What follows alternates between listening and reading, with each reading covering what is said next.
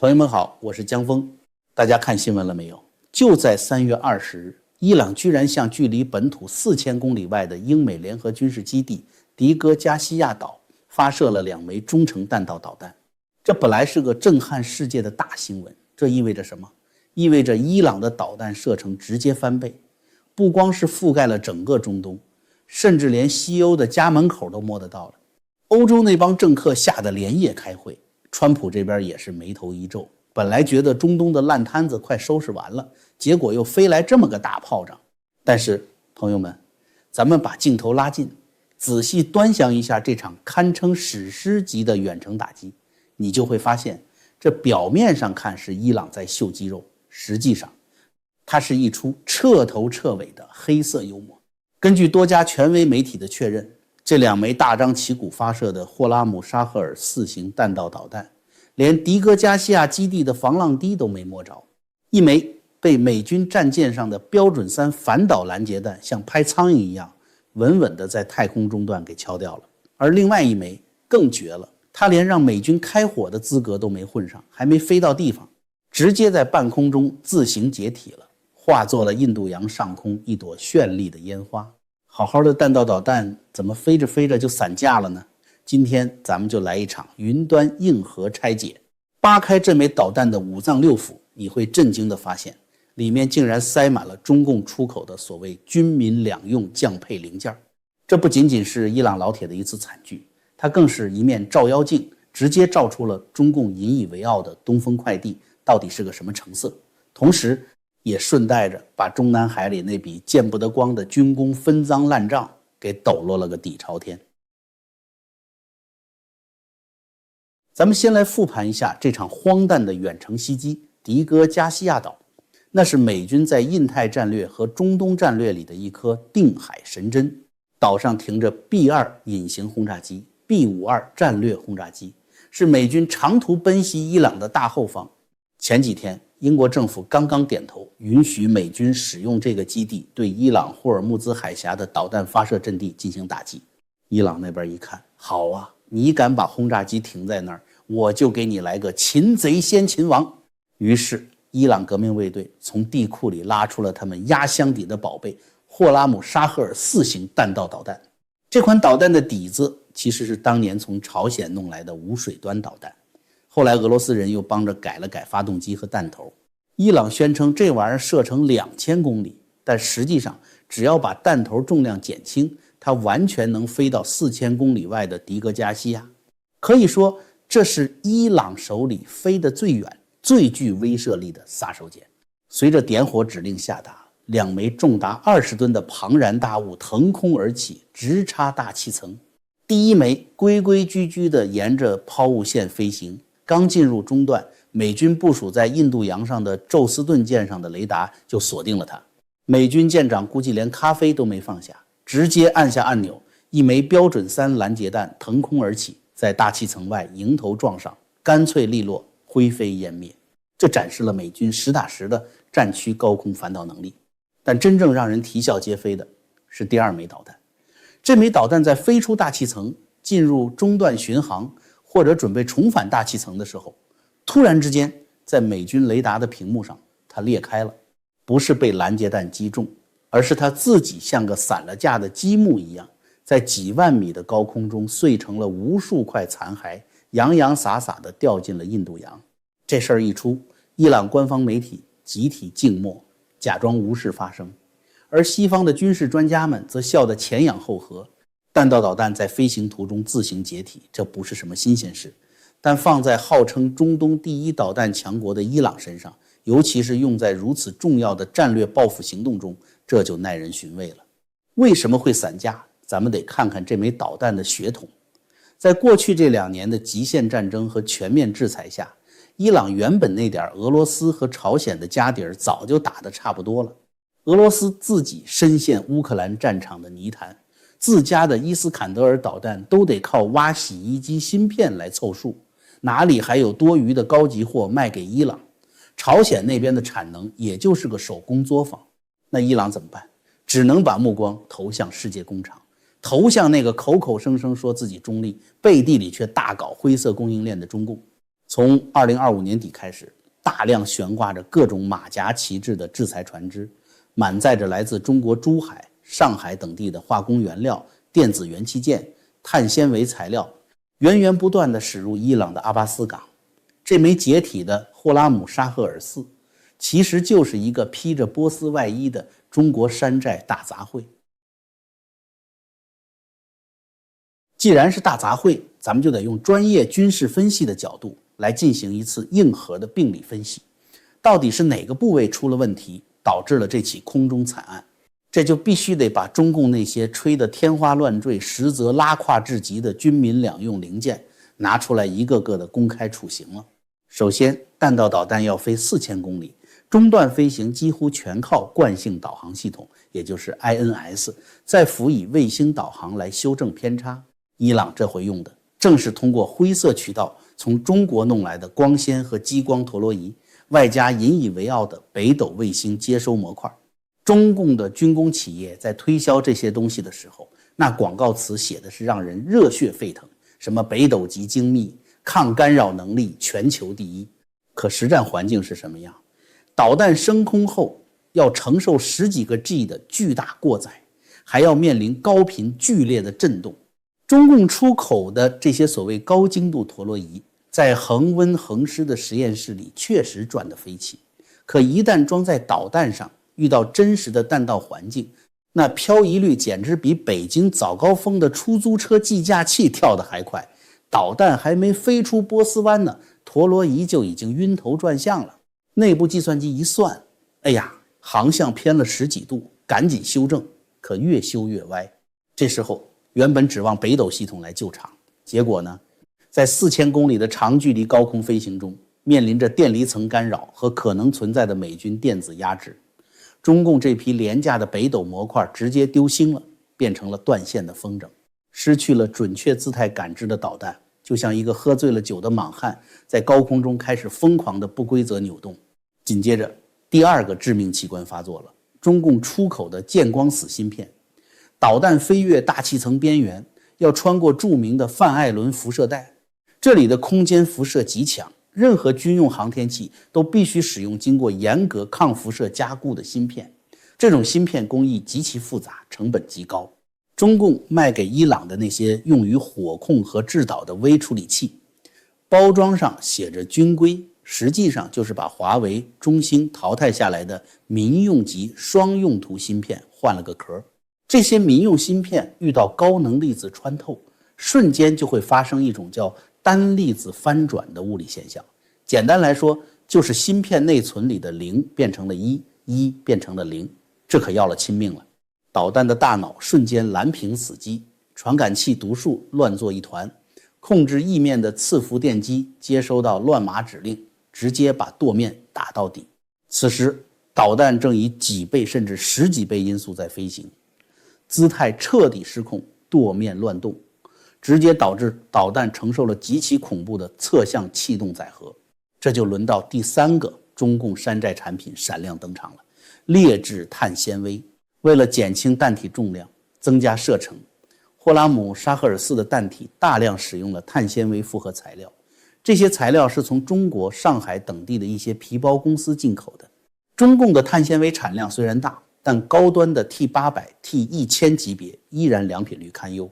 出口给伊朗的更是表面光鲜，内里全是气泡和杂质的次品。当导弹在太空中像个没头苍蝇一样疯狂扭动，恐怖的侧向力拉扯着弹体时，这些豆腐渣工程般的碳纤维复合材料再也撑不住了，它们开始分层、脱粘、撕裂，伴随着令人毛骨悚然的金属和复合材料断裂声，这枚承载着伊朗革命卫队复仇怒火的20吨巨兽，在几万米的高空中轰然解体，碎成了一场人工流星雨。朋友们，这就叫实战检验。中共的零件完美地验证了一个真理，只要是造假能赚钱的地方，他们绝不含糊。伊朗人花着宝贵的石油美元，换回来的却是一堆一上天就死机，一受力就散架的民用级垃圾。朋友们，刚才咱们说到，这导弹的零件经不起实战的高压，一遇考验就散架。其实咱们人的身体也是一样，面对现在高强度的生活压力，熬夜劳累，如果没有一个强大的免疫力基本盘，身体随时也会亮红灯。这里江峰要给您推荐我的老朋友普瑞堂黑参，它选用顶级的6年根人参，经过传统的9蒸9爆专利工艺，营养成分极高，能温和有效地帮您补足元气，缓解疲劳，提升免疫力，而且补而不燥，不上火，特别适合给咱们的身体做一次硬核加固。如果您喜欢并支持江峰的节目，请点击视频下方的链接，结账时记得输入江峰专属优惠码 GF， 就能享受全球包邮。现在普瑞堂还有重磅福利，购买满500美元，直接送您一根珍贵的黑参，多买多送，把真正的健康带给自己和家人。好，咱们话说回来，继续看看这东风快递是怎么露馅的。有人可能会问，伊朗的将军们是傻子吗？为什么明知道中共给的是降配版的军民两用货，还要捏着鼻子买？其实这就是战争中最冷酷的现实算计。在西方的全面封锁下，伊朗根本买不到军规级的碳纤维和抗辐射芯片，俄罗斯自己都泥菩萨过江。中共是世界上唯一一个能立刻持续大量提供这些替代品的国家。伊朗的算盘打得噼啪响，质量不行，数量凑，我买够造1000枚导弹的零件，就算发射的时候散架一半，被拦截一小半，总有那么几枚能砸到目标头上吧。这就是弱国的无奈，为了维持战争机器的运转，哪怕是吃中共的慢性毒药也得咽下去。其实伊朗老铁大可不必躲在墙角哭泣，因为被中共武器坑过的冤大头不仅有他们，还有大把的好兄弟。咱们稍微回顾一下这2年发生的事儿，就知道中共武器实战拉胯那是由来已久的传统手艺了。远的不说，就说2025年5月的印巴冲突，巴基斯坦把从中共那儿买来的 YLC-8E 反隐身雷达当宝贝一样供着，结果印度空军电子战吊舱一开，这台吹上天的雷达屏幕满屏雪花，彻底瞎了。旁边配属的红旗9防空导弹愣是一发没打出去。再看2026年1月，美军在委内瑞拉抓捕马杜罗，委内瑞拉重金打造的中共 JY-27A 防空雷达网，在美军直升机降落前就有一大半因为电源浪涌和潮湿天气自己趴窝了，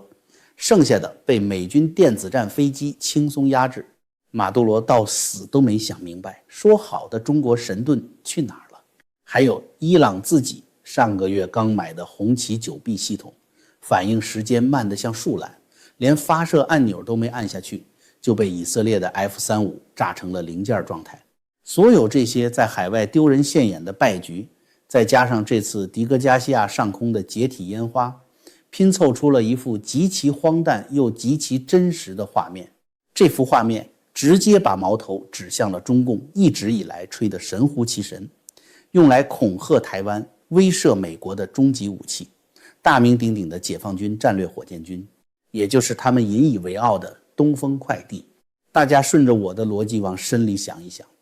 中共卖给巴基斯坦、委内瑞拉、伊朗的这些武器、雷达、导航模块、碳纤维、芯片是哪家企业生产的？不就是航天科工、兵器工业集团这些根正苗红的中共军工国企吗？既然这些军工集团在出口产品上敢用民用级芯片糊弄事儿，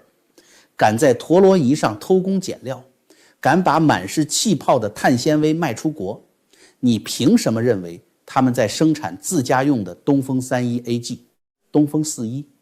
甚至是号称10几马赫打水漂的东风17高超音速导弹时，就会突然变得良心发现、严丝合缝了呢？东风导弹从来没有经历过像美军、俄军那样高强度、恶劣电磁环境下的实战检验，所有的参数都是在他们自己控制的靶场里，在没有任何电子干扰、没有任何实战高压的环境下测出来的。这就好比一个武术大师在自家院子里打木桩，那是虎虎生风，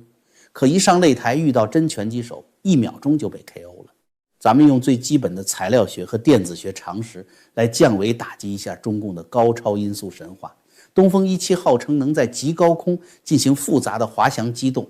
这种机动对弹体外部的热防护材料、对内部的惯性导航和飞行控制芯片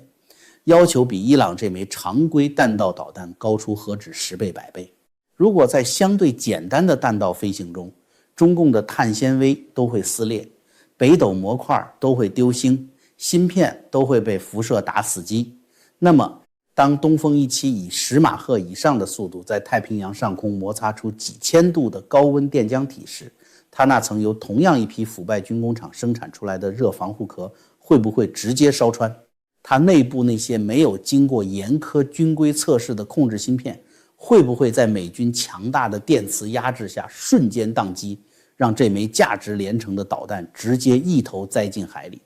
答案几乎是肯定的。这绝对不是什么推论，这是已经被美国情报机构和中共内部的大清洗反复印证的事实。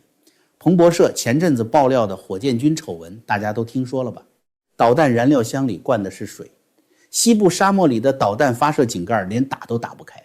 这说明什么？说明中共火箭军的内部早就被腐败和造假文化彻底蛀空了。当维护军官连导弹发射井盖都能偷工减料的时候，你指望生产线上的承包商能给你用真材实料的航天级抗辐射芯片？别做梦了。中南海那位平时看着阅兵式上那一排排威武雄壮的东风导弹，心里可能觉得底气十足，觉得随时可以对台湾动手，随时可以把航母逼退。可实际上呢，这些被中共媒体吹上天的大国重器，就像是一堆表面涂着迷彩漆的老头乐跑车，里面装的是拼多多包邮的零件。一旦真刀真枪干起来，实战的照妖镜一照，他们大概率会像那枚飞向迪戈加西亚的伊朗导弹一样，不是飞不出国门，就是半空中自爆，成为全世界最大的笑话。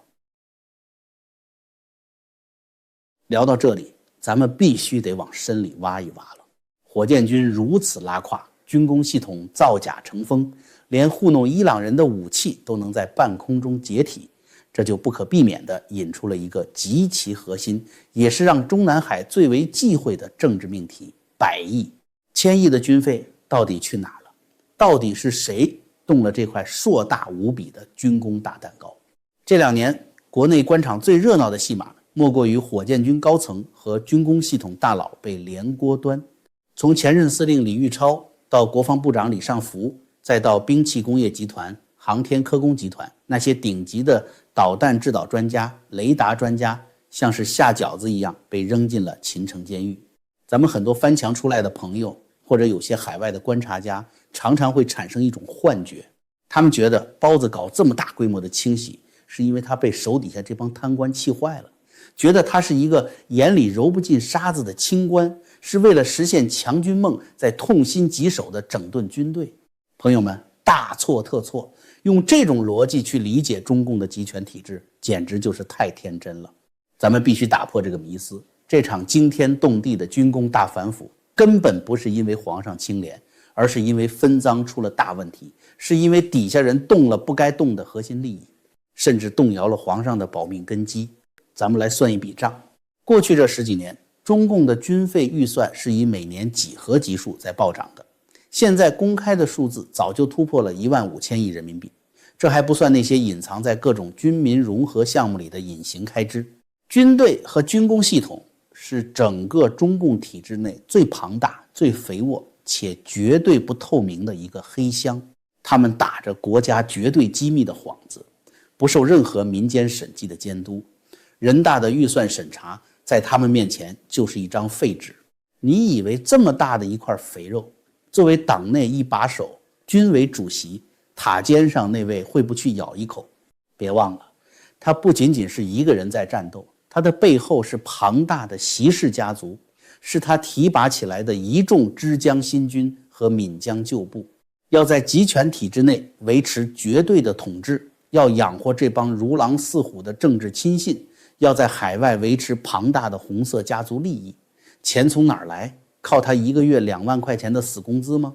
所以逻辑非常清晰，军工采购、武器研发，这庞大的资金流里，每一个数百亿的大项目立项，每一个打着军民融合旗号套取国家经费的皮包公司背后，绝对都有最高权力家族白手套的影子。皇上不仅仅是那个切蛋糕的人，他更是那个端走最大一块蛋糕的人。在过去那些年里，皇上和主管军队的亲信们其实是形成了一个默契的分赃同盟，大家打着建设世界一流军队的口号，把国库里的民脂民膏源源不断地洗进了个人的瑞士银行账户和离岸信托基金里。但是独裁者都有一个极其矛盾极其扭曲的心理特征，那就是既要又要。皇上既要通过军功腐败，通过毫无底线的大撒币和暗箱操作，填饱自家人的腰包，维持家族的贪婪，他又要底下的人懂点事，知进退，必须得把武器造得像模像样。为什么？因为这些武器是他用来恐吓台湾老百姓的，是他用来跟美国掀桌子的底气，更是用来保卫他那张龙椅和整个红色江山的打狗棒。在皇上的算盘里，理想状态是28分账，我拿大头，你们下面这些军头和军工老总们跟着喝汤，但是你们必须把活给我干漂亮了，导弹必须能飞起来，雷达必须能看得到。可是人性的贪婪在这个没有任何制衡的体制里是呈指数级放大的。皇上低估了手底下这帮奴才的胃口，既然上梁不正，既然最高层都在借着军工项目捞大钱，那下面的兵器集团老总、航天科工的专家、火箭军的采购军官们为什么不捞？结果就是原本以为是28分账，下面的人直接给你搞了个连锅端，一层一层吃回扣，到了生产车间，经费连买合格螺丝钉的钱都不够了。于是他们拿200块钱一个的民用微电子芯片贴上个标签，按2万块一个的军规抗辐射芯片报账。他们把买高级碳纤维的钱分了，转身去长三角的乡镇企业买了一堆残次品，糊弄导弹外壳，甚至连往导弹里加注的液体燃料钱都给贪了，直接拿水管子往里灌自来水。这就是为什么包子会雷霆震怒，会不顾一切的大抓特抓。当巴基斯坦的雷达变成瞎子，当委内瑞拉的防空网如同虚设，当伊朗老铁那枚承载着高科技外衣的导弹在迪戈加西亚上空轰然解体的时候，当美国人的情报直接把火箭军井盖打不开的笑话扔到全世界面前的时候，中南海那位是真的感受到了彻骨的恐惧。他愤怒绝对不是因为心疼老百姓纳税的钱被贪了，而是他突然发现底下这帮奴才不仅贪了他的钱，竟然还把他用来保命的牙齿给偷换成了烂木头。没有了能打得响的武器保卫皇权，要是哪天真在台海打起来，美军的轰炸机飞到头顶上，他的雷达看不见，他的东风导弹飞不出大气层就散架了。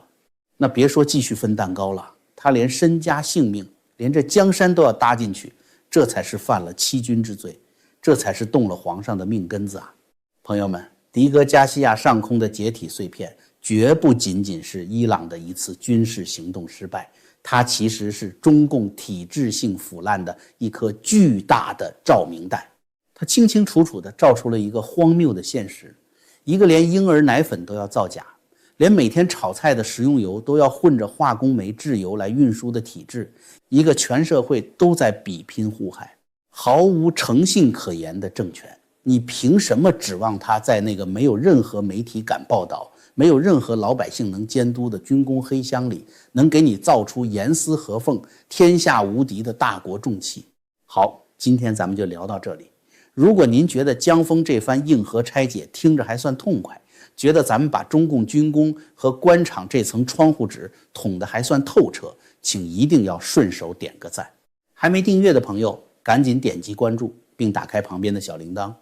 这样每次有干货更新，您都能第一时间收到通知。也欢迎大家把这期节目转发给您身边的朋友们，咱们一起在评论区里华山论剑。感谢大家的陪伴，我们下期节目再见。